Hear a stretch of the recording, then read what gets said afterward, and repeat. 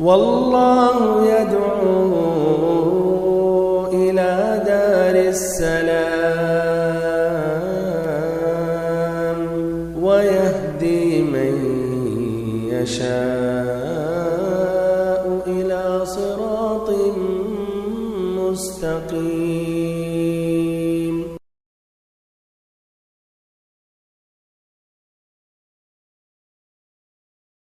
إن الحمد لله نحمده ونستعينه ونستغفره ونعوذ بالله من شرور أنفسنا ومن سيئات أعمالنا، من يهده الله فلا مضل له ومن يضلل فلا هادي له، وأشهد أن لا إله إلا الله وحده لا شريك له، وأشهد أن محمدًا عبده ورسوله. أما بعد، فإن خير الحديث كتاب الله، وخير الهدي هدي محمد صلى الله عليه وسلم، وشر الأمور محدثاتها، وكل محدثة بدعة، وكل بدعة ضلالة، وكل ضلالة في النار.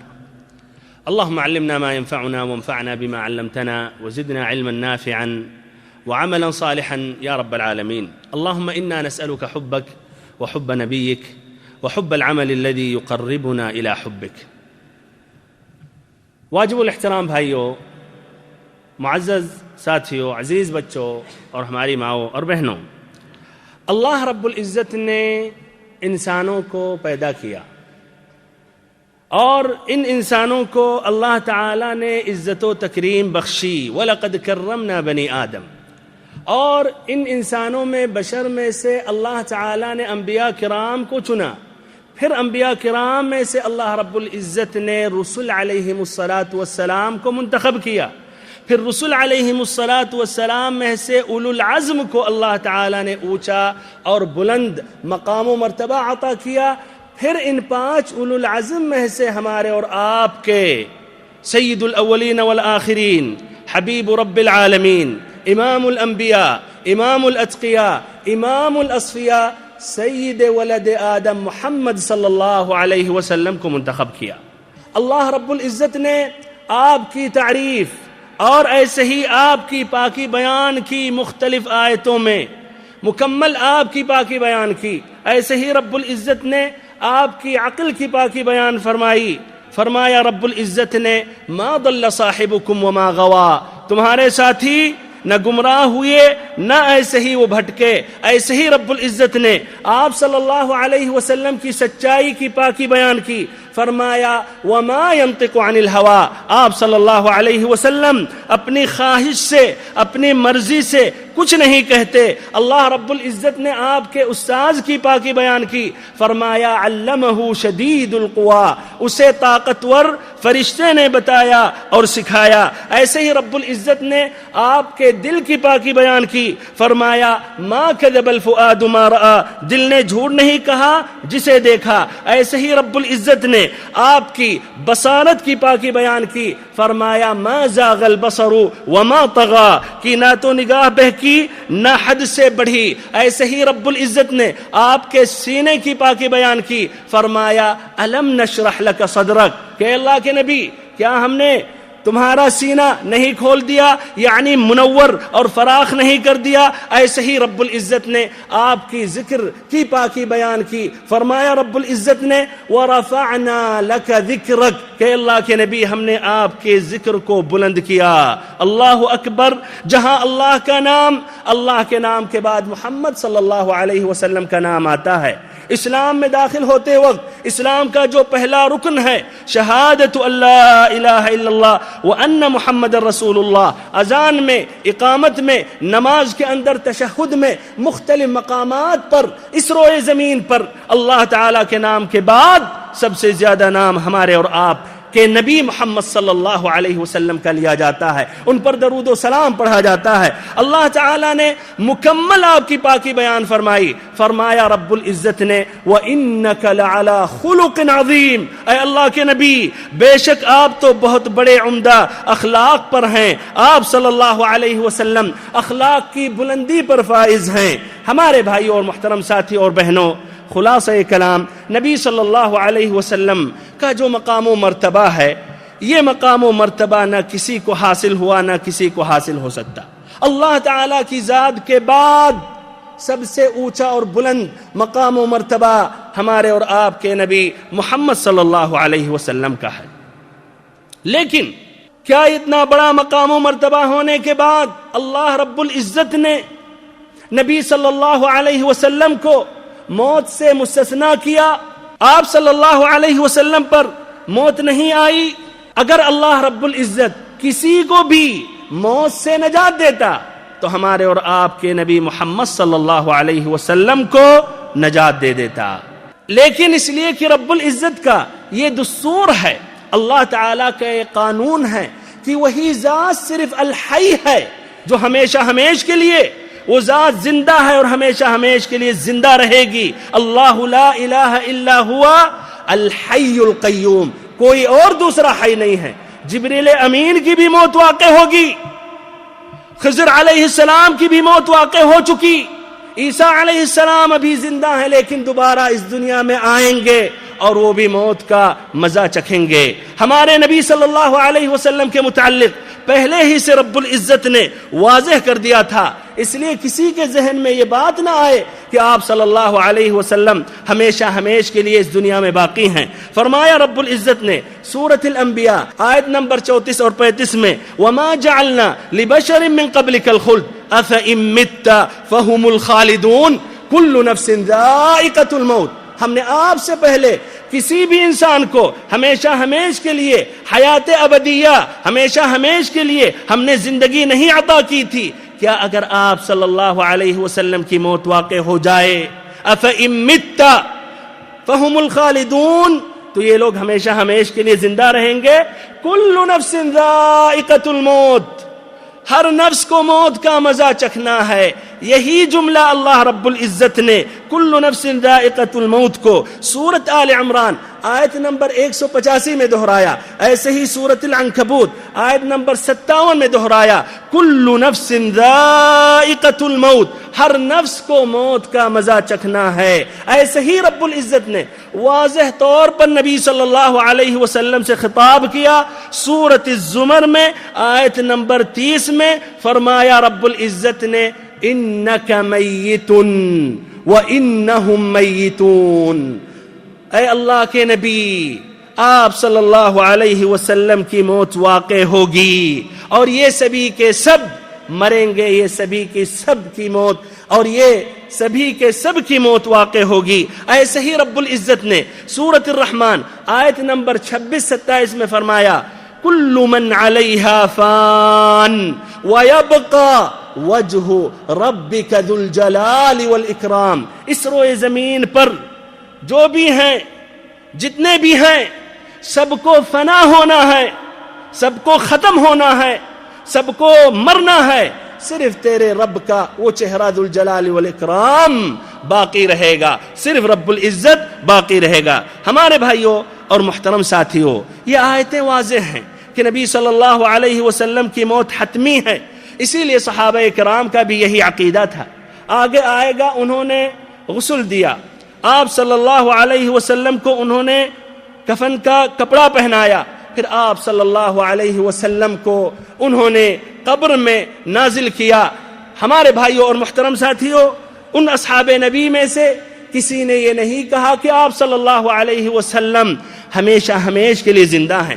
کسی نے یہ نہیں کہا کہ آپ پردے میں ہیں، کسی نے یہ نہیں کہا کہ آپ حاضر اور ناظر ہیں. یہ بعد میں آنے والے نے جنہوں نے دعویٰ کی کہ ہم محبت کرتے ہیں، وہ محبت کی آڑ میں انہوں نے باطل عقیدہ اپنایا. ہمارے بھائیوں، یہ صحابہ کرام کا عقیدہ نہیں تھا اور آج کے اس درس میں یہ بات اچھی طرح واضح ہو جائے گی. بہرحال ہمارے بھائیوں، ہمیں ایک بات یہ جاننا چاہیے کہ نبی صلی اللہ علیہ وسلم کی یہ جو موت ہے، یہ امت اسلامیہ کی سب سے المناک، سب سے غمناک یہ حادثہ تھا، بلکہ یہ سب سے عظیم مصیبت جو اس امت اسلامیہ پر واقع ہوئی وہی نبی پاک صلی اللہ علیہ وسلم کی موت تھی. اسی لیے آپ صلی اللہ علیہ وسلم نے فرمایا، یہ طبرانی نے المعجم الکبیر میں روایت کی، آپ صلی اللہ علیہ وسلم نے فرمایا جب کسی پر کوئی مصیبت واقع ہو تو اس وقت اپنی مصیبت میں میری مصیبت کو یاد کر لے، اس لیے کہ میری مصیبت سب سے عظیم مصیبت ہے. بہرحال ہمارے بھائیوں اور بہنوں، سابقہ درس میں نے حجۃ الوداع کا ذکر کیا اور یہ بات واضح ہوئی کہ حجۃ الوداع، اس کا نام حجۃ الوداع اس لیے پڑا کہ نبی صلی اللہ علیہ وسلم نے اس حج میں لوگوں سے الوداع کہا، لوگوں سے رخصت ہوئے اور اللہ رب العزت کی طرف منتقل ہونے کی آپ نے تیاری کی۔ اور حجۃ الوداع کے درمیان اور حجۃ الوداع سے پہلے اور حجۃ الوداع کے بعد بھی بہت سی نشانیاں ظاہر ہوئیں کہ آپ صلی اللہ علیہ وسلم اب اس دنیا سے رخصت ہونے والے ہیں۔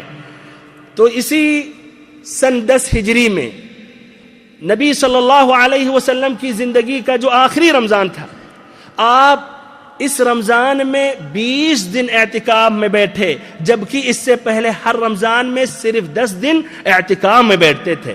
ایسے ہی اس سال حضرت جبریل امین 2 مرتبہ آئے نبی پاک صلی اللہ علیہ وسلم کو قرآن کے دور کرانے کے لیے، جبکہ اس سے پہلے ہر سال میں ایک ہی مرتبہ آتے تھے۔ عرفہ کے دن نبی پاک صلی اللہ علیہ وسلم نے واضح لفظوں میں کہا، ایھا الناس اسمعوا فإني لا أدري لعلي لا ألقاكم بعد عامي هذا في موقفي هذا أبدا، کہ اے لوگو سن لو، میں نہیں جانتا، غالباً میری اس سال کے بعد تم لوگوں سے اس مقام پر کبھی بھی ملاقات نہیں ہو سکتی۔ ایسے ہی جمرہ عقبہ کے پاس آپ صلی اللہ علیہ وسلم نے کہا، لِتَأْخُذُوا عَنِّي مَنَاسِكَكُمْ فَإِنِّي لَا أَدْرِي لَعَلِّي لَا أَلْقَاكُمْ بَعْدَ عَامِي هَذَا، کہ تم لوگ ہم سے حج کے مسائل سیکھ لو، غالباً مجھے نہیں معلوم آج کے بعد، اس سال کے بعد تم لوگوں سے کبھی بھی نہ مل سکوں گا۔ ایسے ہی ہمارے بھائیوں اور محترم ساتھیوں، اوسط ایام التشریق میں قرآن مجید کی آخری سورت نازل ہوئی، سورۃ النصر، جس میں نبی پاک صلی اللہ علیہ وسلم کی موت کی اطلاع تھی۔ ایسے ہی نبی پاک صلی اللہ علیہ وسلم پر عرفہ کے میدان میں خطبہ کے بعد قرآن مجید کی آیت کریمہ نازل ہوئی، الیوم اکملت لکم دینکم، آج کے دن ہم نے تمہارے لیے تمہارے دین کو کامل کر دیا۔ ہمارے بھائیوں اور محترم ساتھیوں، نبی پاک صلی اللہ علیہ وسلم حج سے واپس ہوئے، مدینہ تشریف لائے۔ اوائل صفر سن 11 ہجری میں آپ صلی اللہ علیہ وسلم دامن احد تشریف لے گئے اور آپ نے شہدائے احد کے بارے میں ایسی دعا کی کہ گویا آپ زندوں اور مردوں سے رخصت ہو رہے ہیں۔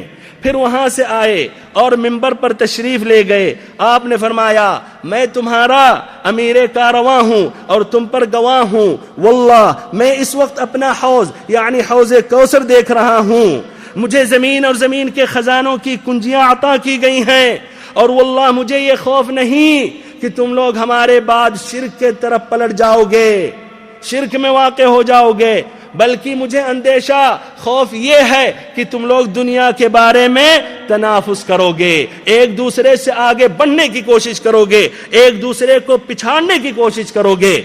ایسے ہی آپ صلی اللہ علیہ وسلم ایک روز نصف رات میں، آدھی رات میں بقیع کو نکلے اور اہل بقیع کے بارے میں آپ نے دعائے مغفرت کی، اور آخری دعا میں آپ نے کہا، وَإِنَّا بِكُمْ لَاحِقُونَ، اہل قبور کو بشارت دی کہ ہم بھی تم سے آ ملنے والے ہیں۔ ہمارے بھائیوں اور محترم ساتھیوں، اواخر صفر 29 صفر سن 11 ہجری میں نبی پاک صلی اللہ علیہ وسلم بقیع پہنچے ایک جنازہ میں۔ وہاں سے جب فارغ ہو کر واپس ہونے لگے، راستے میں سر کا درد شروع ہو گیا اور اس قدر سر میں حرارت آئی کہ پٹی باندھنے کے باوجود اوپر سے محسوس کیا جا رہا تھا۔ ابو یعلا کی روایت ہے، اما عائشہ رضی اللہ عنہا سے روایت کرتے ہیں، کہتے ہیں نبی پاک صلی اللہ علیہ وسلم بقیع سے واپس ہوئے تو میں نے کہا، وا رأسا، ہائے میرا سر، یعنی عائشہ رضی اللہ عنہا کے سر میں تکلیف اور درد تھا، تو کہا ہائے میرا سر، تو اس پر نبی صلی اللہ علیہ وسلم نے کہا، بل انا واللہ یا عائشہ وا رأسا، بلکہ میں اے عائشہ واللہ ہائے میرا سر۔ ہمارے بھائیوں اور محترم ساتھیوں، اس کے بعد نبی پاک صلی اللہ علیہ وسلم کی طبیعت بوجھل ہوتی رہی، روز بروز آپ کی تکلیف میں اضافہ ہوتا رہا، یہاں تک کہ آپ ازواج مطہرہ سے کہنے لگے این انا غدن، این انا غدن، کہ کل میں کس کے پاس رہوں گا، یعنی کل کس زوجہ مطہرہ کی باری ہے۔ ازواج مطہرہ آپ کا مقصود سمجھ گئیں اور انہوں نے اجازت دے دی کہ اللہ کے نبی آپ جس کے پاس رہنا چاہتے ہیں آپ رہ سکتے ہیں، ہم سبھی کی طرف سے اجازت ہے۔ اس طرح آپ صلی اللہ علیہ وسلم حضرت عائشہ رضی اللہ عنہا کے مکان میں منتقل ہو گئے۔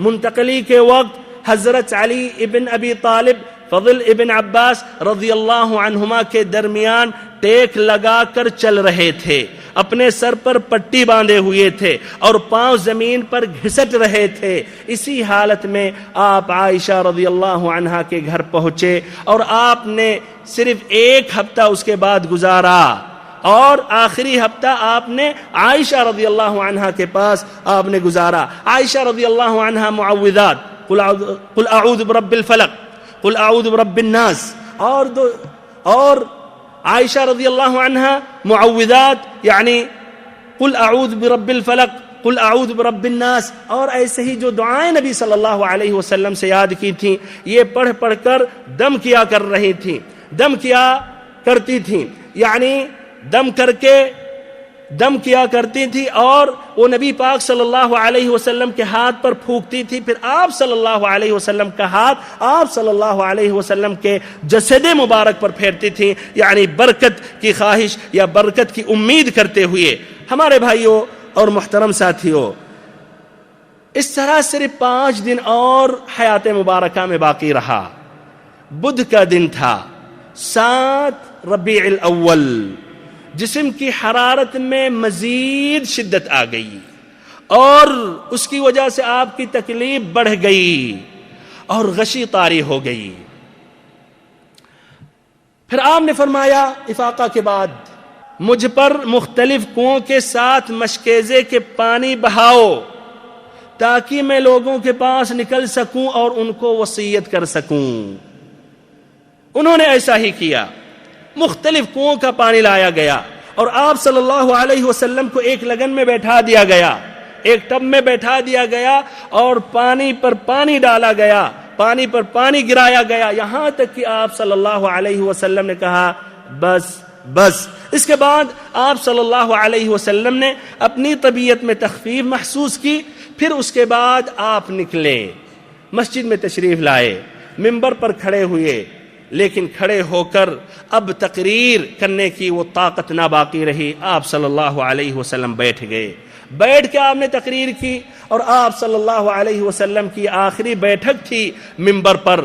آپ نے اللہ تعالیٰ کی حمد و ثنا بیان کی، پھر لوگوں سے کہا لوگوں قریب ہو جاؤ، لوگ قریب ہو گئے۔ پھر آپ صلی اللہ علیہ وسلم نے وصیت کی، کہا لعنت اللہ علی الیہود والنصارى اتخذوا قبور انبیائہم مساجد، اللہ کی لعنت یہودیوں اور عیسائیوں پر ہو جنہوں نے اپنے نبیوں کی قبروں کو مساجد بنایا۔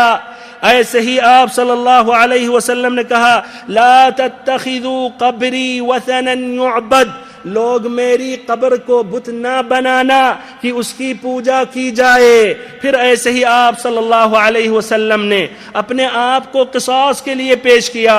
آپ صلی اللہ علیہ وسلم دیکھیں اور غور و فکر کریں آپ کے عدل اور انصاف پر۔ آپ صلی اللہ علیہ وسلم نے کہا کہ اگر میں نے کسی کی پیٹھ کو کوڑا مارا ہے تو یہ میری پیٹھ حاضر ہے، تو یہ میری پیٹھ حاضر ہے، جو بدلہ لینا چاہتا ہے بدلہ لے لے، اور اگر میں نے کسی کی آبرو پر بٹا لگایا ہے تو یہ میری آبرو حاضر ہے، وہ بدلہ لے لے۔ پھر اس کے بعد آپ صلی اللہ علیہ وسلم منبر سے نیچے اترے، آپ نے ظہر کی نماز پڑھائی، نماز پڑھانے کے بعد پھر منبر پر چڑھے اور بیٹھ گئے، اور آپ صلی اللہ علیہ وسلم نے اپنی وہ باتیں دہرائیں۔ اس کے بعد ایک شخص نے کہا کہ اللہ کے نبی آپ کے ذمے ہمارے 3 درہم ہیں۔ آپ صلی اللہ علیہ وسلم نے فضل بن عباس سے کہا اے فضل اس کا حق ادا کر دو۔ اس کے بعد آپ صلی اللہ علیہ وسلم نے انصار کے بارے میں وصیت کی. آپ نے فرمایا میں تم لوگوں کو انصار کے بارے میں وصیت کر رہا ہوں اس لیے کہ یہ لوگ میرے قلب و جگر ہیں، یہ لوگ میرے قلب و جگر ہیں. انہوں نے اپنی ذمہ داری پوری کر دی لیکن ان کے حقوق ابھی بھی باقی ہیں، اسی لیے ان کے جو نیکوکار ہیں ان سے قبول کرنا اور ان میں جو بدکار ہیں ان سے درگزر کرنا.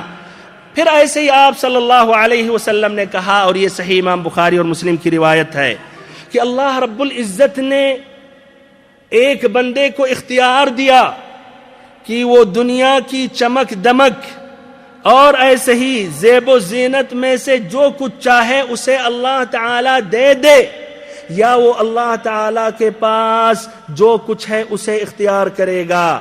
تو اس بندے نے اللہ تعالی کے پاس جو چیز ہے یا اللہ تعالی کے پاس جو کچھ ہے اسے اس نے اختیار کیا.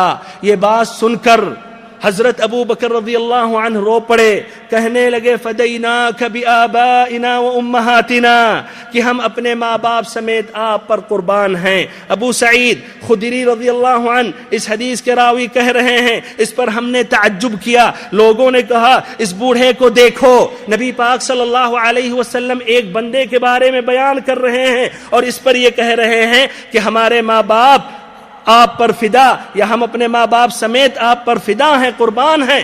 کچھ دن کی بات تھی کہ بات اور حقیقت سامنے آ گئی. اس بندے سے مراد یہ خود محمد صلی اللہ علیہ وسلم تھے. اللہ تعالیٰ نے انہیں اختیار دیا کہ آپ دنیا میں جو کچھ پسند کر رہے ہیں آپ لے لیں، اس کو آپ پسند کریں گے یا ہمارے پاس آنا پسند کریں گے. تو محمد صلی اللہ علیہ وسلم نے اللہ کے پاس جانا پسند کیا. پھر یہ راوی حدیث کہتے ہیں اور پھر ہم سمجھ گئے کہ ہم میں ابو بکر رضی اللہ عنہ سب سے زیادہ صاحب علم تھے. ہمارے بھائیوں اور محترم ساتھیوں، ایسے ہی آپ صلی اللہ علیہ وسلم نے کہا، اور یہ صحیح امام بخاری کی روایت ہے، مجھ پر اپنی رفاقت اور مال میں سب سے زیادہ احسان ابو بکر رضی اللہ عنہ کا ہے.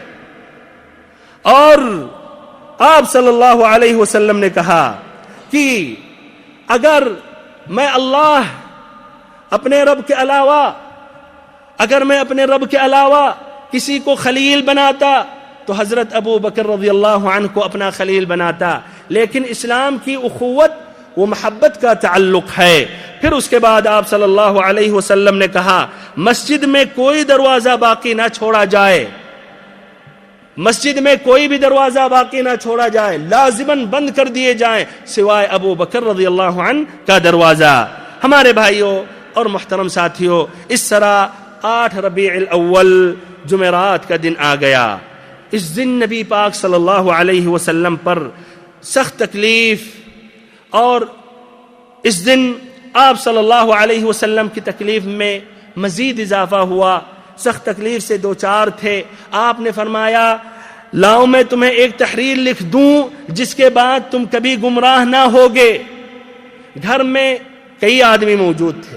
حضرت عمر رضی اللہ عنہ نے کہا کہ نبی پاک صلی اللہ علیہ وسلم پر مرض کا غلبہ ہے اور تمہارے پاس اللہ کی کتاب موجود ہے، اللہ تعالیٰ کا کلام قرآن ہمارے لیے کافی ہے. یعنی وہ تکلیف نہیں دینا چاہ رہے تھے نبی صلی اللہ علیہ وسلم کو اس حالت میں، یعنی وہ نبی پاک صلی اللہ علیہ وسلم کو تکلیف دینا نہیں چاہ رہے تھے. بہرحال لوگوں میں اختلاف بڑھا اور جھگڑ گئے، اور ایسے ہی وہ آپس میں جھگڑ لیے. کچھ لوگوں نے کہا کہ لاؤ نبی پاک صلی اللہ علیہ وسلم تحریر لکھ دیں، اور کچھ لوگوں کی رائے تھی جو عمر رضی اللہ عنہ کی رائے تھی کہ ہمارے پاس قرآن ہے اور ہمارے لیے کافی ہے. پھر آپ صلی اللہ علیہ وسلم نے جب یہ شور و شغب دیکھا تو آپ صلی اللہ علیہ وسلم نے کہا قوموا عنی، میرے پاس سے اٹھ جاؤ. ہمارے بھائیوں اور محترم ساتھیوں، اس دن آپ صلی اللہ علیہ وسلم نے 3 وصیت کی. پہلی وصیت کہ یہود و نصارہ اور مشرکین کو جزیرہ عرب سے باہر کیا جائے، ان کو خارج کیا جائے. اور دوسری وصیت یہ تھی کہ جس طرح نبی پاک صلی اللہ علیہ وسلم کی حیات مبارکہ میں وفود کا استقبال اور ایسے ہی ان کا نوازش کیا جاتا تھا، ویسے ہی کیا جائے. اور تیسری جو وصیت تھی وہ راوی حدیث بھول گئے، لیکن غالباً وہ وصیت یہ تھی کہ قرآن و سنت کو مضبوطی سے پکڑ لو، یا پھر یہ وصیت تھی کہ لشکر اسامہ کو نافذ کرنا، یا یہ وصیت تھی الصلاۃ وما ملکت ایمانکم، نماز قائم کرنا اور تمہارے زیر دست یعنی غلاموں اور لونڈیوں کے ساتھ اچھا سلوک کرنا۔ ہمارے بھائیوں اور محترم ساتھیوں، آپ صلی اللہ علیہ وسلم نے اس دن یعنی جمعرات کے دن مغرب کی نماز آپ نے پڑھائی، اور اس نماز میں آپ نے والمرسلات عرفا کی تلاوت کی، اور یہ آپ صلی اللہ علیہ وسلم کی آخری نماز تھی جو آپ نے پڑھائی تھی، جو امامت آپ نے کی تھی، یہ آخری نماز تھی۔ اس کے بعد جب واپس ہوئے اور عشاء کا وقت آیا تو مرض کا ثقل اتنا بڑھ گیا کہ آپ صلی اللہ علیہ وسلم کے اندر طاقت نہ باقی رہی کہ آپ باہر نکلیں یا مسجد پہنچیں۔ صحیح امام بخاری اور امام مسلم کی روایت ہے، حضرت عائشہ رضی اللہ عنہا سے مروی ہے، نبی پاک صلی اللہ علیہ وسلم نے دریافت کیا، کہا کیا لوگوں نے نماز پڑھ لیا؟ عائشہ رضی اللہ عنہا نے کہا نہیں، وہ آپ کا انتظار کر رہے ہیں۔ آپ صلی اللہ علیہ وسلم نے فرمایا میرے لیے لگن میں پانی رکھو، انہوں نے ایسا ہی کیا، آپ نے غسل فرمایا، پھر اس کے بعد اٹھنا چاہا، باہر آپ نکلنا آپ چاہے، لیکن آپ صلی اللہ علیہ وسلم پر غشی طاری ہو گئی، پھر افاقہ ہوا تو آپ نے سوال کیا کیا لوگوں نے نماز پڑھ لی؟ دیکھیے نماز کی اہمیت اور مقام و مرتبہ اسلام میں۔ ہمارے وہ بھائی جو عورتوں کی طرح گھروں میں نماز پڑھتے ہیں یا نماز ہی نہیں پڑھتے ہیں، ذرا نبی پاک صلی اللہ علیہ وسلم کے آخری ایام کے وصایا اور وصیتوں پر تو غور کریں۔ ذرا نبی صلی اللہ علیہ وسلم سے اگر محبت ہے، معمولی ہی محبت ہے، تو کیوں نہ یہ نماز پر وہ عمل کریں، اس کا تو احساس کریں۔ ہمارے بھائیوں، پھر آپ صلی اللہ علیہ وسلم کا جب افاقہ ہوا، آپ نے پوچھا کیا لوگوں نے نماز پڑھ لی؟ اما عائشہ نے کہا نہیں، وہ آپ کا انتظار کر رہے ہیں۔ پھر آپ نے غسل فرمایا، پھر اٹھنا چاہا، پھر غشی طاری ہو گئی، پھر تیسری مرتبہ آپ نے غسل کیا اور پھر اٹھنا چاہا، پھر غشی طاری ہو گئی، یہاں تک کہ آپ کو احساس ہو گیا کہ اب یہ طاقت باقی نہیں رہی، اب اس قدم میں یہ طاقت باقی نہیں رہی کہ اس پر کھڑے ہو کر مسجد میں پہنچ سکیں۔ اسی لیے آپ نے یہ حکم دیا کہ مروا ابا بکر فلیصلی بالناس، ابو بکر رضی اللہ عنہ کو یہ کہو کہ وہ امامت کرائیں، وہ نماز پڑھائیں۔ اس طرح ابو بکر رضی اللہ عنہ نے جمعرات کی عشاء کی نماز پڑھائی، اس کے بعد جمعہ سنیچر اتوار کی نمازیں پڑھائی، پھر پیر کے دن کی فجر کی نماز انہوں نے پڑھائی، یعنی حیات مبارکہ میں انہوں نے 17 نمازیں پڑھائیں۔ حضرت عائشہ رضی اللہ عنہا کہتی ہیں، صحیح امام بخاری کی روایت ہے، انہوں نے 3-4 مرتبہ مراجعہ کیا، نبی صلی اللہ علیہ وسلم سے چاہا کہ ابو بکر کی جگہ کسی اور کو امام بنائے، اس لیے کہ ابو بکر رضی اللہ عنہ رقیق القلب تھے، ان کے اندر رقت تھی، قرآن پڑھتے تھے تو رو پڑھتے تھے، رونے کے سامنے سننے والے نہیں سنتے تھے کہ وہ کیا پڑھ رہے ہیں۔ 3-4 مرتبہ مراجعہ کیا، آپ صلی اللہ علیہ وسلم رد کرتے رہے، یہاں تک کہ آپ نے فرمایا انکن لانتن صواحب یوسف مروا ابا بکر فلیصلی بالناس، تم لوگ یوسف والیاں ہو، ابو بکر رضی اللہ عنہ کو حکم دو وہ نماز پڑھائیں۔ ہمارے بھائیوں اور محترم ساتھیوں، اس طرح ابو بکر رضی اللہ عنہ نماز پڑھاتے رہے۔ حیات مبارکہ کہ آخری 1 دن یا 2 دن سے پہلے سنیچر یا اتوار کا یہ دن تھا، نبی پاک صلی اللہ علیہ وسلم نے اپنی طبیعت میں قدر تخفیف محسوس کی، تو آپ صلی اللہ علیہ وسلم 2 آدمیوں کے درمیان مسجد کے لیے نکلے۔ سبحان اللہ، دیکھیے مسجد سے محبت، مسجد ہی کی طرف طاقت ہے جسم میں تو مسجد کی طرف جا رہے ہیں، نہ کہ باہر جا کے لوگوں سے ملنے اور ایسے ہی چہل قدمی کر لیں، طبیعت کو سکون دینے کے لیے ذرا ادھر ادھر چکر لگا لیں، نہیں، مسجد کی طرف جا رہے ہیں۔ 2 آدمیوں کے درمیان ٹیک لگا کر مسجد کی طرف مسجد میں داخل ہوئے۔ ظہر کی نماز تھی، حضرت ابو بکر رضی اللہ عنہ نماز پڑھا رہے تھے، انہوں نے نبی صلی اللہ علیہ وسلم کو دیکھا تو انہوں نے چاہا پیچھے ہو جائیں، صف میں جا ملیں اور نبی صلی اللہ علیہ وسلم نماز پڑھائیں۔ نبی صلی اللہ علیہ وسلم نے اشارہ کیا کہ آپ نماز پڑھائیں، اور پھر ان دونوں آدمیوں سے آپ نے کہا کہ ابو بکر رضی اللہ عنہ کے بازو مجھے بیٹھا دو، انہوں نے ابو بکر رضی اللہ عنہ کے بائیں بازو بیٹھا دیا. اس طرح ابو بکر رضی اللہ عنہ نبی صلی اللہ علیہ وسلم کی اقتداء کر رہے تھے نماز میں, اور لوگ ابو بکر رضی اللہ عنہ کی اقتداء کر رہے تھے, اور بلند آواز میں ابو بکر رضی اللہ عنہ تکبیر سنا رہے تھے. اس طرح بھائیو حیات مبارکہ کا صرف ایک دن اور باقی رہا, اتوار کا دن 11 ربیع الاول. اس دن آپ صلی اللہ علیہ وسلم نے اپنے تمام غلاموں کو آزاد کر دیا. آپ کے پاس صرف 6 یا 7 دینار تھے, صرف 6 یا 7 دینار اللہ کی راہ میں صدقہ کر دیا. یہ رسول اکرم جن کو اللہ رب العزت نے دنیا کے خزانے کی کنجیاں دی تھی, صرف 6 یا 7 دینار بس تھے. آج ان گورنروں کو, ان حکمرانوں کو, بلکہ وہ تجار مسلمانوں کو, یہ مسلمانوں میں جو بڑے بڑے تاجر ہیں جو ملینوں بلینوں چھوڑ کے جاتے ہیں, زکوٰۃ بھی ادا نہیں کرتے ہیں, لوگوں کا حقوق پورا نہیں کرتے ہیں, ان کو ذرا یہاں رکنا چاہیے, ذرا احساس کرنا چاہیے. سید الاولین والآخرین کے پاس صرف 6 یا 7 دینار ہے, وہ بھی اللہ کی راہ میں صدقہ کر رہے ہیں, خالی ہاتھ جانا چاہتے ہیں, اللہ تعالیٰ سے ملاقات کرنا چاہتے ہیں. آپ کے اوپر کوئی بھی ایسی دنیا داری یا دنیاوی بات نہ رہے. بہرحال اس طرح آپ نے یہ 6 یا 7 دینار اللہ کی راہ میں صدقہ کر دیا. آپ کے جو ہتھیار تھے وہ بھی آپ نے مسلمانوں کے لیے آپ نے ہبہ کر دیا. اما عائشہ رضی اللہ عنہا کے چراغ میں تیل نہ تھا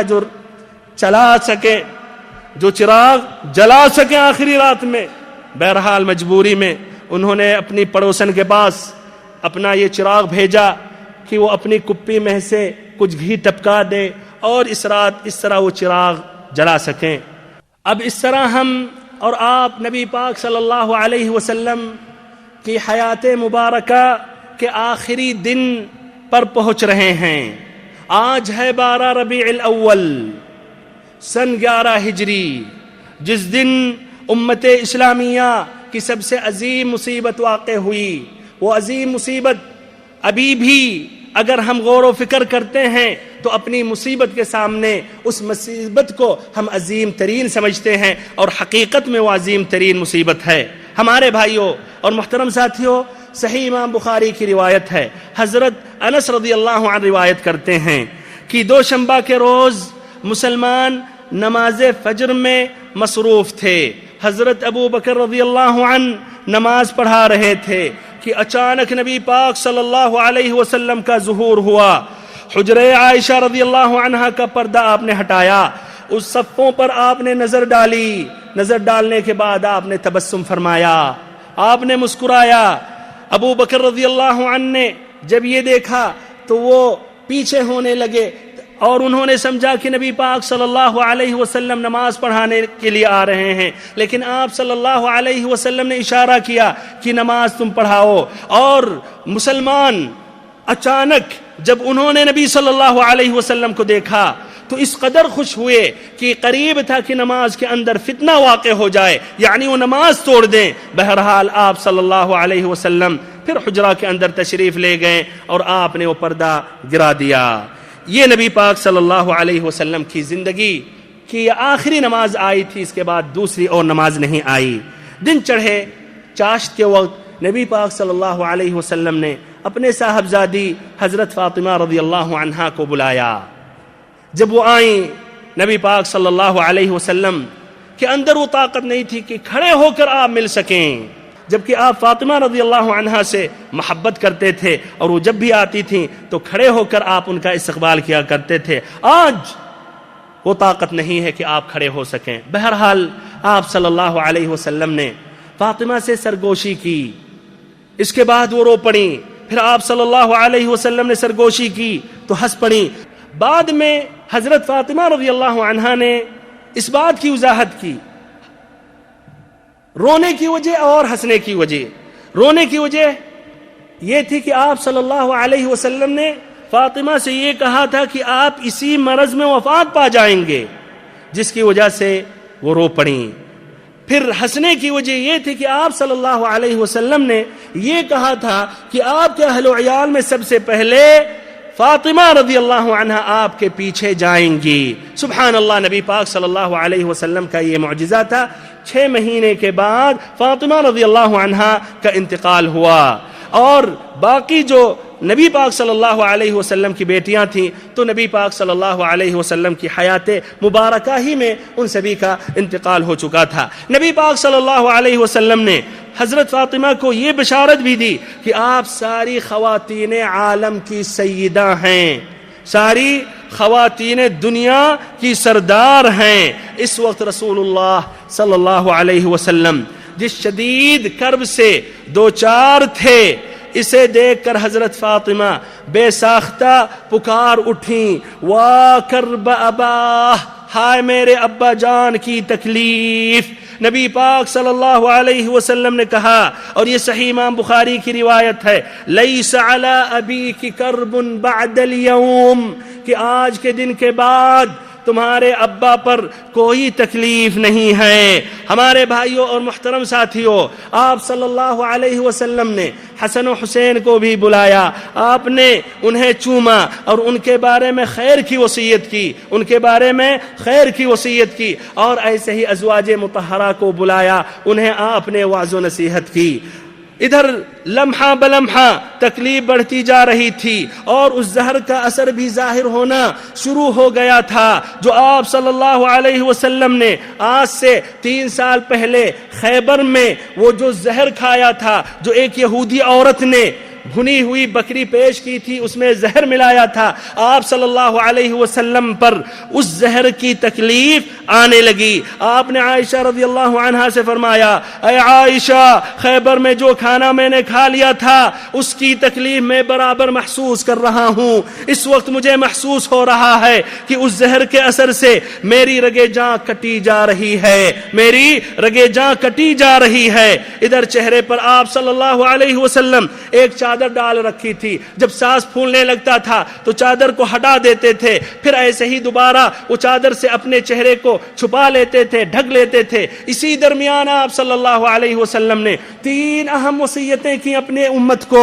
پہلی وصیت آپ نے کہا، لعنت اللہ علی الیہود والنصارى اتخذوا قبور انبیائہم مساجد. اللہ کی لعنت یہودوں اور عیسائیوں پر ہو، یہود و نصارہ پر ہو، جنہوں نے اپنی نبیوں کی قبروں پر مسجدیں بنا ڈالی، جنہوں نے اپنی نبیوں کی قبروں کو مساجد بنا دیا. آج کتنے مسلمان ہیں جو نبی پاک صلی اللہ علیہ وسلم کی اس وصیت کی مخالفت کرتے ہیں، مسجدوں میں قبریں بنا رہے ہیں، قبروں پر مسجدیں بنا رہے ہیں. ان کو عبادت کی جگہ مسجد میں نہیں ملتی ہے، مسجد سے دل مطمئن نہیں ہوتا ہے، قبروں کے پاس جا کر، قبرستان پر جا کر وہاں اللہ کی عبادت کر رہے ہیں. وہاں اللہ سے صرف نہیں مانگ رہے ہیں بلکہ ان مردوں سے بھی مانگ رہے ہیں. ہمارے بھائیوں، ایسے ہی آپ صلی اللہ علیہ وسلم نے دوسری وصیت کی. آپ نے فرمایا، لا یبقین دینانی بارض العرب، سرزمین عرب پر 2 دین باقی نہ چھوڑے جائیں. ایسے ہی آپ صلی اللہ علیہ وسلم نے تیسری وصیت کی، الصلاۃ الصلاۃ وما ملکت ایمانکم، نماز نماز اور تمہارے زیر دست یعنی غلاموں اور لونڈیوں کا اور خادموں کا خیال کرنا. ہمارے بھائیوں اور محترم ساتھیوں، آپ صلی اللہ علیہ وسلم کا وقت بہت ہی قریب ہو گیا، اور آپ پر تکلیف اتنی ہوئی کہ آپ صلی اللہ علیہ وسلم کے اندر اب طاقت نہیں ہے کہ زبان کو ہلا سکیں. آپ ٹیک لگائے ہوئے ہیں اما عائشہ رضی اللہ عنہا کے گود میں، اور گلے اور سینے کے درمیان، یعنی عائشہ رضی اللہ عنہا کے گلے اور سینے کے درمیان آپ صلی اللہ علیہ وسلم کو ٹیک لگائی ہوئی تھیں. ہمارے بھائیوں، اسی وقت عبد الرحمن ابن ابی بکر رضی اللہ عنہ داخل ہوئے. ان کے ہاتھ میں ایک مسواک تھی. نبی پاک صلی اللہ علیہ وسلم سبحان اللہ اس وقت بھی ایک نہ ایک سنت پر عمل کرنا چاہ رہے ہیں. اللہ تعالیٰ سے مکمل سنتوں پر اور مکمل تیار ہو کر ملنا چاہتے ہیں. آپ صلی اللہ علیہ وسلم مسواک کی طرف دیکھنے لگے. اما عائشہ رضی اللہ عنہا سمجھ گئی، کہنے لگیں، کیا میں آپ کے لیے لے لوں؟ نبی صلی اللہ علیہ وسلم نے صرف اشارہ کیا کہ ہاں. اما عائشہ رضی اللہ عنہا نے مسواک لی، پھر نبی صلی اللہ علیہ وسلم کو دیا، تو یہ مسواک کڑی محسوس ہوئی. تو تو عائشہ رضی اللہ عنہا نے کہا کیا میں آپ کے لیے نرم کر دوں؟ آپ صلی اللہ علیہ وسلم نے اشارہ کیا کہ ہاں. اس طرح عائشہ رضی اللہ عنہا نے نرم کر کے نبی صلی اللہ علیہ وسلم کو دیا. اور یہ بشارت اور یہ فضیلت عائشہ رضی اللہ عنہا کہ دیکھیے کہ نبی صلی اللہ علیہ وسلم کے آخری وقت میں عائشہ رضی اللہ عنہا کا لعاب نبی پاک صلی اللہ علیہ وسلم کے لعاب کے ساتھ اکٹھا اللہ تعالیٰ نے کر دیا. اس کے بعد بھی اگر کوئی ظالم، اگر کوئی فاسق، اگر کوئی بدبخت عائشہ رضی اللہ عنہا پر تہمت باندھتا ہے تو اس کے بارے میں آپ غور و فکر کر لیں کتنی لعنت کو مستحق ہو سکتا ہے. کیا اللہ تعالیٰ اگر یہ عائشہ رضی اللہ عنہا غلط ہوتی، اعوذ باللہ بدکار ہوتی، تو اللہ تعالیٰ آخری وقت میں عائشہ رضی اللہ عنہا کا لعاب نبی صلی اللہ علیہ وسلم کے لعاب کے ساتھ اکٹھا کرتا؟ ہرگز نہیں ہمارے بھائیوں. اللہ تعالیٰ نے جس نے نبی صلی اللہ علیہ وسلم کو مقام و مرتبہ دیا، ہرگز اللہ رب العزت ایسی عورت سے نبی صلی اللہ علیہ وسلم کو بہت ہی دور رکھتا. بہرحال اللہ کی لعنت ظالموں پر ہو، اور اللہ کی لعنت تمام فرشتوں کی لعنت ہو جو عائشہ رضی اللہ عنہا کو برا بھلا کہے یا عائشہ رضی اللہ عنہا پر لعنت بھیجے. ہمارے بھائیوں اور محترم ساتھیوں، بہرحال نبی پاک صلی اللہ علیہ وسلم نے اچھی طرح مسواک کی اور اس کے بعد نزع کی کیفیت طاری ہو گئی. آپ صلی اللہ علیہ وسلم کے سامنے ایک کٹورے میں پانی تھا، اس میں آپ صلی اللہ علیہ وسلم ہاتھ ڈالتے، پھر اپنے چہرے انور کو پوچھتے.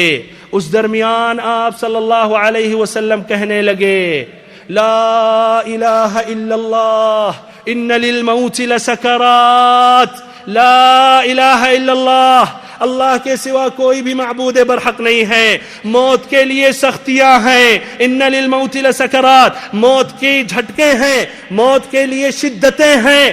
ایسے ہی آپ صلی اللہ علیہ وسلم کا ہاتھ یا انگلی آپ نے اٹھائی اور نگاہ چھت کی طرف بلند ہوئی اور دونوں ہونٹوں پر کچھ حرکت ہوئی. اما عائشہ رضی اللہ عنہا نے کان لگایا تو آپ صلی اللہ علیہ وسلم یہ کہہ رہے تھے مع الذین انعمت علیہم من النبیین والصدیقین والشہداء والصالحین، کہ ان لوگوں کے ساتھ جن پر تیرا انعام ہے، ان لوگوں کے ساتھ جن پر تیرا احسان اور کرم ہے، نبیوں کے ساتھ، صدیقین کے ساتھ، شہداء کے ساتھ اور صالحین کے ساتھ. اللہم اغفر لی وارحمنی، اے اللہ مجھ کو بخش دے، اے اللہ مجھ کو بخش دے، اے اللہ مجھ پر رحم فرما. اللہم الحقنی بالرفیق الاعلی والحقنی بالرفیق الاعلی، اور مجھے رفیق اعلی میں پہنچا دے. اللہم الرفیق الاعلی، اللہم الرفیق الاعلی، اللہم الرفیق الاعلی. پھر آپ صلی اللہ علیہ وسلم کا ہاتھ جھک گیا اور آپ رفیق اعلی سے جا لاحق ہوئے. انا للہ و انا الیہ راجعون. وہ حیات مبارکہ کی زندگی ختم ہو گئی، لیکن حقیقت میں آپ صلی اللہ علیہ وسلم ہمارے ساتھ گویا زندہ ہیں. آپ کی سنت باقی ہے، آپ سے محبت ہمارے سینوں میں اور دلوں میں زندہ ہے. ہمارے بھائیوں، یہ ہم سن کر حیران اور پریشان ہو جاتے ہیں، آنکھوں میں آنسو آ جاتے ہیں. یہ مصیبت کو صحابہ کرام نے کس طرح سہا، ان کے اوپر یہ مصیبت کس طرح گری اور گزری. ہمارے بھائیوں، کوہرام مچ گیا، کوہ غم ٹوٹ گیا، آفاق و اطراف تاریک ہو گئے. انس رضی اللہ عنہ کہتے ہیں کہ جس دن نبی پاک صلی اللہ علیہ وسلم مدینہ تشریف لائے تھے، وہ دن سب سے زیادہ منور، سب سے زیادہ تابناک اور خوبصورت تھا کہ اتنا خوبصورت، اتنا حسین دن میں نے کبھی نہیں دیکھا. اور جس دن نبی صلی اللہ علیہ وسلم کا انتقال ہوا، اور جس دن نبی صلی اللہ علیہ وسلم کا انتقال ہوا، تو وہ دن اتنا قبیح، اتنا تاریک تھا کہ اتنا قبیح اور تاریک دن میں نے کبھی نہیں دیکھا. حضرت فاطمہ رضی اللہ عنہا فرط غم سے فرمایا یا ابتاه اجاب ربا دعاه، یا ابتاه من جنت الفردوس مأواه، یا ابتاه الى جبریل ننعاه، یا ابتاه اجاب ربا دعاه، یا ابتاه من جنت الفردوس مأواه، یا ابتاه الى جبریل ننعاه. ہائے ہمارے ابا جان جنہوں نے اللہ رب العزت کی پکار پر لبیک کہا، ہائے ابا جان جن کا ٹھکانہ جنت الفردوس ہے، ہائے ابا جان ان کی موت کی اطلاع ہم جبریل امین کو دے رہے ہیں۔ ہمارے بھائیوں، صحابہ کرام کے درمیان یہ بات پہنچی لیکن حیران و پریشان رہ گئے، کچھ لوگ حقیقت نہیں سمجھ سکے۔ ہاں بات سن رہے ہیں کہ نبی صلی اللہ علیہ وسلم کی موت واقع ہو گئی، لیکن اس کا معنی مطلب کیا ہے نہیں سمجھ سکے۔ کوئی کھڑا ہے تو کھڑا ہے حیران و پریشان، کوئی بیٹھ گیا تو رو رہا ہے، یہاں تک کہ حضرت عمر رضی اللہ عنہ جیسے جلیل القدر صحابی جن سے شیطان ڈرتا ہے، کسی راہ پر چلتے ہیں دوسری راہ اختیار کر لیتا ہے، ان کا ہوش بھائیو غائب ہو گیا، ان کا ہوش جاتے رہا، یہاں تک کہ دھمکیاں دینے لگے کہ جو کہے گا نبی پاک صلی اللہ علیہ وسلم کی موت واقع ہو گئی تو وہ منافق ہوگا۔ یہ منافقین کہہ رہے ہیں نبی پاک صلی اللہ علیہ وسلم کی موت واقع ہو گئی۔ نبی پاک صلی اللہ علیہ وسلم کی موت واقع نہیں ہوئی ہے بلکہ وہ اللہ رب العزت کے پاس تشریف لے گئے ہیں، جس طرح موسیٰ ابن عمران اللہ کے پاس تشریف لے گئے تھے اور 40 دن کے بعد وہ لوٹے تھے، ایسے ہی محمد صلی اللہ علیہ وسلم بھی لوٹیں گے اور یہ منافقین ان کے ہاتھ اور پاؤں کاٹ کر رہیں گے۔ ہمارے بھائیوں اور محترم ساتھیوں، اس طرح یہ عمر رضی اللہ عنہ کی یہ کیفیت تھی، تو آپ ذرا اندازہ لگائیں اور صحابہ کرام کی کیا کیفیت ہوگی۔ ابو بکر رضی اللہ عنہ اس وقت مدینہ سے باہر تھے، آپ صلح میں تھے، وہاں آپ کا ایک مکان تھا، وہاں سے ایک گھوڑے پر سوار ہو کر آئے، مسجد نبوی کے پاس اترے، پھر حجرہ عائشہ کا انہوں نے قصد کیا اور پھر حجرہ عائشہ میں داخل ہوئے۔ اس وقت آپ صلی اللہ علیہ وسلم کا جسد مبارک چادر سے ڈھکا ہوا تھا، اس وقت آپ صلی اللہ علیہ وسلم کا جسد مبارک ایک یمنی چادر سے ڈھکا ہوا تھا۔ حضرت ابو بکر رضی اللہ عنہ نے رخ انور سے چادر ہٹائی، رخ انور سے چادر ہٹائی اور انہوں نے چوما اور روئے اور پھر اس کے بعد کہنے لگے میرے ماں باپ آپ پر فدا، اے اللہ کے نبی، اللہ رب العزت آپ پر 2 موت نہیں جمع کرے گا، ایک موت جو آپ پر لکھی ہوئی تھی وہ آ چکی، اس کے بعد آپ باہر تشریف لے گئے تو ماحول کچھ اور دکھ رہا ہے۔ عمر رضی اللہ عنہ دھمکیاں دے رہے ہیں، لوگ عمر رضی اللہ عنہ کے پاس جمع ہوئے ہیں۔ ابو بکر رضی اللہ عنہ نے کہا عمر بیٹھ جاؤ، عمر رضی اللہ عنہ سننے کے لیے تیار نہیں، بہت احترام کرتے ہیں، ابھی بھی کر رہے ہیں، لیکن آج کچھ اور کیفیت، آج کچھ اور عالم ہے، آج قیامت کا ایک چھوٹا سا منظر ہے۔ عمر رضی اللہ عنہ نے بات نہیں سنی، یہاں تک کہ ابو بکر رضی اللہ عنہ نے ان کو چھوڑ دیا، لوگوں کو بھی چھوڑ دیا اور مسجد میں داخل ہوئے۔ لوگوں نے جب دیکھا ابو بکر رضی اللہ عنہ مسجد میں داخل ہو رہے ہیں تو انہوں نے عمر رضی اللہ عنہ کو چھوڑ دیا، ابو بکر رضی اللہ عنہ کے پیچھے ہو گئے۔ پھر ابو بکر رضی اللہ عنہ کھڑے ہوئے اور انہوں نے اپنی یہ تقریر سنائی، فرمایا اللہ تعالیٰ کی حمد و ثنا کے بعد اما بعد من كان يعبد محمدا فإن محمدا قد مات۔ اما بعد، جو محمد صلی اللہ علیہ وسلم کی عبادت کرتا ہے، جو محمد صلی اللہ علیہ وسلم کی عبادت کرتا تھا تو وہ سن لے محمد صلی اللہ علیہ وسلم فقد مات، ان کی موت واقع ہو گئی۔ ومن كان يعبد الله فإن الله حي لا يموت، جو اللہ تعالیٰ کی عبادت کرتا ہے تو وہ سن لے اللہ تعالیٰ زندہ ہے، ہمیشہ ہمیش کے لیے زندہ ہے، وہ ذات مرنے والی ذات نہیں ہے۔ فإن الله حي لا يموت۔ پھر اس کے بعد قرآن مجید کی آیت کریمہ کی آپ نے تلاوت کی، فرمایا وَمَا مُحَمَّدٌ إِلَّا رَسُولٌ قَدْ خَلَتْ مِن قَبْلِهِ الرُّسُلُ أَفَإِن مَّاتَ أَوْ قُتِلَ انقلبتم عَلَىٰ أَعْقَابِكُمْ وَمَا مُحَمَّدٌ إِلَّا رَسُولٌ قَدْ خَلَتْ مِن قَبْلِهِ الرُّسُلُ أَفَإِن مَّاتَ أَوْ قُتِلَ انقلبتم عَلَىٰ أَعْقَابِكُمْ أَفَإِن مَّاتَ أَوْ قُتِلَ انقلبتم عَلَىٰ أَعْقَابِكُمْ وَمَن يَنقَلِبْ عَلَىٰ عَقِبَيْهِ فَلَن يَضُرَّ اللَّهَ شَيْئًا ومن ينقلب على عقبيه فلن يضر الله شيئا وسيجزي الله الشاكرين وما محمد إلا رسول قد خلت من قبله الرسل أفإن مات أو قتل انقلبتم على أعقابكم ومن ينقلب على عقبيه فلن يضر الله شيئا وسيجزي الله الشاكرين. سورة آل عمران آیت نمبر 144 کہ محمد صلی اللہ علیہ وسلم اللہ کے رسول ہیں. آپ کی رسالت ابھی بھی باقی ہے، قیامت کی صبح تک باقی رہے گی. محمد صلی اللہ علیہ وسلم اللہ کے رسول ہیں. آپ سے پہلے بھی بہت سے رسول آئے، بہت سے رسول گزرے. أَفَإِن مَاتَ اگر آپ صلی اللہ علیہ وسلم کی موت واقع ہو جائے، او قتل یا آپ قتل کر دیے جائیں، انقلبتم علی اعقابکم تم اپنے ایڑ کے بل پیچھے ہو جاؤ گے، پلٹ جاؤ گے، مرتد ہو جاؤ گے. وَمَن يَنْقَلِبْ عَلَىٰ عَقِبَيْهِ فَلَن يَضُرَّ اللَّهَ شَيْئًا اور جو پیچھے ہوگا، مرتد ہوگا، اللہ تعالیٰ کو نقصان پہنچانے والا نہیں ہے، اللہ تعالیٰ کو نقصان پہنچانے والا نہیں ہے. وَسَيَجْزِي اللَّهُ الشَّاكِرِينَ اور اللہ رب العزت شکر کرنے والوں کو بہتر جزا دے گا.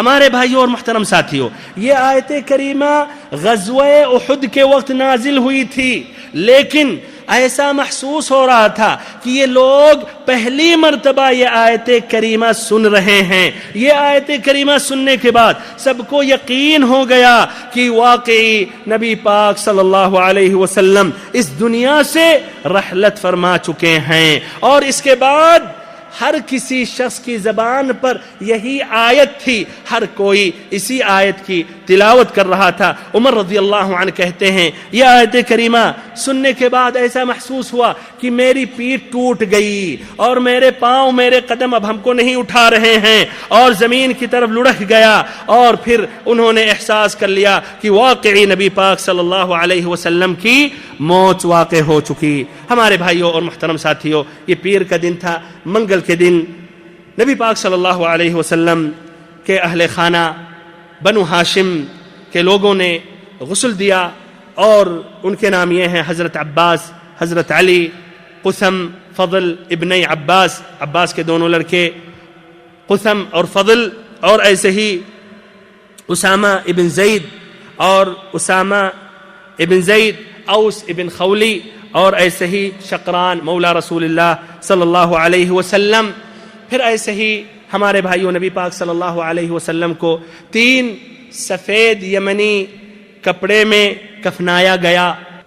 ہمارے بھائیوں اور بہنوں، نبی پاک صلی اللہ علیہ وسلم کی نماز جنازہ صحابہ کرام نے پڑھا، لیکن کوئی امام نہیں بنا. 10 صحابہ آتے رہے، نکلتے رہے. شروع میں نبی پاک صلی اللہ علیہ وسلم کے خاندان نے نماز پڑھی، پھر اس کے بعد مہاجرین، پھر انصار، پھر عورتوں نے، پھر اس کے بعد بچوں نے. پھر اس کے بعد صحابہ میں اختلاف ہوا کہ نبی پاک صلی اللہ علیہ وسلم کی تدفین کہاں کی جائے. اس پر ابو بکر رضی اللہ عنہ نے کہا میں نے نبی پاک صلی اللہ علیہ وسلم سے یہ کہتے ہوئے سنا کہ کوئی بھی نبی کی موت واقع نہیں ہوتی ہے الا کہ اس کی تدفین بھی اسی جگہ پر ہوتی ہے. اس کے بعد ابو طلحہ رضی اللہ عنہ نے وہ بستر کو ہٹایا جس پر نبی پاک صلی اللہ علیہ وسلم کی موت واقع ہوئی تھی، اور اسی کے نیچے انہوں نے ایک قبر کھودی، لحد والی قبر. اس کے بعد نبی پاک صلی اللہ علیہ وسلم کو ان کی آخری آرام گاہ پہ صحابہ کرام نے پہنچا دیا، اور اس کے بعد انہوں نے مٹی دے دی. اس طرح ہمارے بھائیوں اور محترم ساتھیوں، حیات طیبہ کی آخری یہ صفحہ تھا، مکمل ہو گیا. اور نبی پاک صلی اللہ علیہ وسلم کی زندگی اگر حیات مبارکہ ختم ہو گئی، لیکن حقیقت میں آپ کی شریعت باقی ہے، آپ کی سنت زندہ ہے، اور آپ ہمارے ساتھ حقیقت میں ایک لمحے میں ہمارے ساتھ رہ رہے ہیں. ہمیں نبی صلی اللہ علیہ وسلم پر بکثرت درود و سلام پڑھنا چاہیے، آپ کی سنت کو ہمیں زندہ کرنا چاہیے، آپ کی سنتوں پر عمل کرنا چاہیے، آپ کی سنتوں کی طرف، آپ کی سنت کی طرف ہمیں دعوت دینی چاہیے. آپ کی سیرت مبارکہ بھی برابر پڑھنا چاہیے، اور آپ کی سیرت مبارکہ میں جو عبرتیں ہیں، فائدے ہیں، نصیحتیں ہیں، وہ حاصل کرنا چاہیے۔ اللہ تعالیٰ سے آخری میں دعا کرتا ہوں کہ اللہ تعالیٰ ہم سبھی کو علم نافع عطا کرے اور ہم سبھی کو نبی صلی اللہ علیہ وسلم سے سچی محبت کرنے کی توفیق دے، ہمارے دلوں میں نبی پاک صلی اللہ علیہ وسلم کی سچی محبت بسا دے، ہم سبھی کو نبی پاک صلی اللہ علیہ وسلم پر بکثرت درود و سلام پڑھنے کی توفیق دے، ہم سبھی کو نبی پاک صلی اللہ علیہ وسلم کی سنت پر عمل کرنے کی توفیق دے، سنت کی طرف دعوت دینے کی توفیق دے، اور ہم سبھی کو داعی الی اللہ بنائے، ہم سبھی کو نبی پاک صلی اللہ علیہ وسلم کے ساتھ قیامت کے دن اللہ رب العزت اکٹھا کرے اور آپ کے مبارک ہاتھوں سے ہمیں جام کوثر پلائے، ہم سبھی کو نبی پاک صلی اللہ علیہ وسلم کے ساتھ جنت میں، جنت الفردوس میں اللہ رب العزت اونچا اور بلند مقام عطا فرمائے۔ آمین ثم آمین یا رب العالمین، وآخر دعوانا ان الحمد للہ رب العالمین۔